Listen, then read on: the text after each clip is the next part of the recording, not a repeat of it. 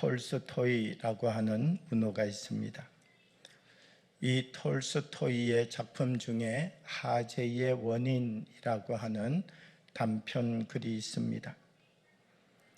한 마을에 아주 평화로운 사람들이 모여서 삶을 살아가고 있는 동네가 있었습니다. 윗집도 아랫집도 옆집도 한 가족처럼 살았습니다. 그런데 어느 날 이 동네에 비극이 찾아왔습니다. 닭 한 마리가 옆집 담벼락을 넘어서 날아들더니 조금 있다가 꼬끼요 소리를 내고 난 다음 다시 담벼락을 넘어서 건너집으로 건너갔습니다. 조금 지나고 나니까 옆집 아줌마가 와가지고는 우리 닭이 조금 전에 담장을 넘어가서 그 집에다가 계란을 하나 낳았는데 그 계란을 돌려달라는 것입니다. 이쪽 집 주인이 보니까 그 닭이 담장을 넘어온 것은 맞는데 여기에 알을 낳지는 않았습니다.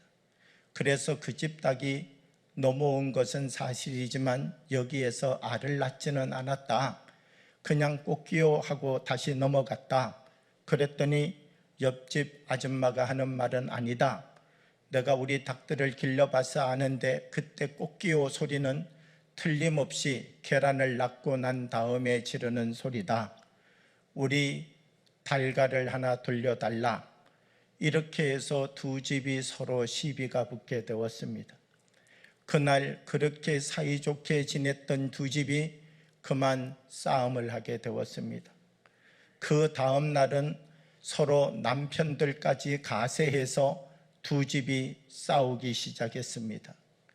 그 다음 날도 온 집안 식구들이 모여서 싸우게 되었는데 그만 아랫집 아줌마가 너무나 화가 난 나머지 윗집에 불을 질러버렸습니다.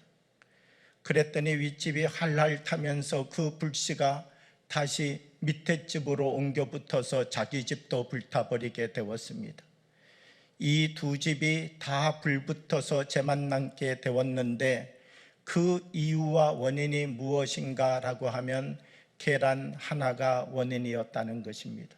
이 계란 하나가 두 가정에 두 사람들이 함께 살았던 공동체를 깨트려 버리는 원인이 되게 되었다는 것입니다. 사람은 누구를 만나든지 베풀고 섬길 수 있는 힘이 있는 반면에 작은 것 하나 때문에도 스스로를 무너뜨릴 뿐만 아니라 그 누군가의 관계 속에서도 넘어질 수 있다는 사실을 지적하여 주고 있다는 것입니다. 우리가 오늘 이 톨스토이의 작품을 읽어가면서 무엇을 이해하고 무엇을 생각해야 되겠습니까?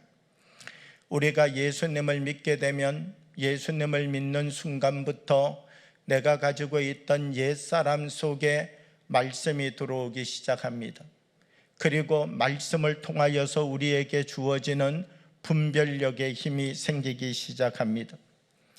우리가 예수님을 믿는다고 내 안에 있던 과거적인 힘이 한순간에 다 빠져나가는 것이 아니라는 것입니다. 내가 예수님을 믿어서 내 안에 말씀이 세워지지만 여전히 나에게는 옛사람의 힘도 남아있고 옛사람의 습관도 아직 내 몸속에 있다는 것이지요. 그런데 우리가 일생의 삶을 살아가면서 하나님을 만나고 난 다음에 힘으로 삶을 살아가는가? 하나님을 만나기 이전의 힘으로 삶을 살아가는가? 이것이 우리 그리스도인들의 삶에서 중요하다라고 이야기를 하고 있습니다. 오늘 사도 바울은 본문 16절 말씀을 보게 되면 이제부터는 아무 사람도 육체대로 알지 아니하노라 이렇게 말합니다. 그러니까 사도 바울에게 있어서 사람을 보고 사람을 판단하는 기준은 어떤 기준이었느냐라고 하면 그 사람의 겉모양을 바라보고 그 사람을 평가하고 그 사람의 본질을 이해하였다는 것입니다. 그랬던 사도 바울이 십자가 안에서 은혜를 경험하게 되었습니다. 그리고 난 다음 사도 바울은 어떤 고백을 하느냐라고 하면 내가 이제부터는 사람을 겉모양대로 아는 것을 버리겠다는 겁니다. 저 사람 속에 하나님의 말씀이 있는가? 저 사람 속에 하나님의 말씀으로부터 시작되어지는 새로운 삶이 있는가? 이방인이든지 유대인이든지 어떤 사람이든지 겉모양이 중요한 것 아니라 속사람이 중요하다는 사실을 깨닫게 되었다는 것입니다. 이제는 너희들이 새로운 피조물의 삶을 살아야 된다는 것입니다. 여러분, 우리가 새로운 존재가 된다는 것은 무엇입니까? 과거의 습관과 기억으로 살아가는 것이 아니라 과거의 육체대로 알았던 것, 그것을 기준으로 살아가는 것 아니라 이제는 예수 그리스도 안에서 거룩한 관계를 만들며 새로운 하나님의 사람으로 만들어져가는 피조물의 삶을 살아야 된다는 것이죠. 우리는 옛사람에 머무르는 것 아니라 우리가 새 사람이 되었다라고 하는 것은 이제 다시 과거의 그 모습으로, 과거의 그와 같은 삶의 자리로 돌아갈 수 없는, 하나님이 우리 한 사람 한 사람을 통하여서 주시는 이 새로운 생명의 삶을 유지하며 살아가는 주의 사람들로 거룩하고 아름답게 세워져 가는 사람이 되어야 된다는 것입니다. 고린도후서 5장 17절의 말씀을 보면 그런즉 누구든지 그리스도 안에 있으면 새로운 피조물이라, 이전 것은 지나갔으니 보라 새 것이 되었도다, 이렇게 말씀합니다. 우리가 하나님 말씀 안에서 새로운 피조물이 된다는 것은 어떤 의미를 우리에게 말하는 것입니까?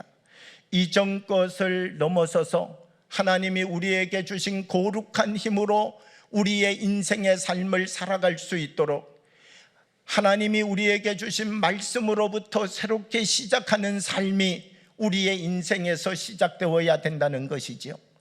우리가 예수님을 믿고 나면 우리 안에 있는 과거의 힘이 한순간에 다 없어져 버리는 것 아닙니다.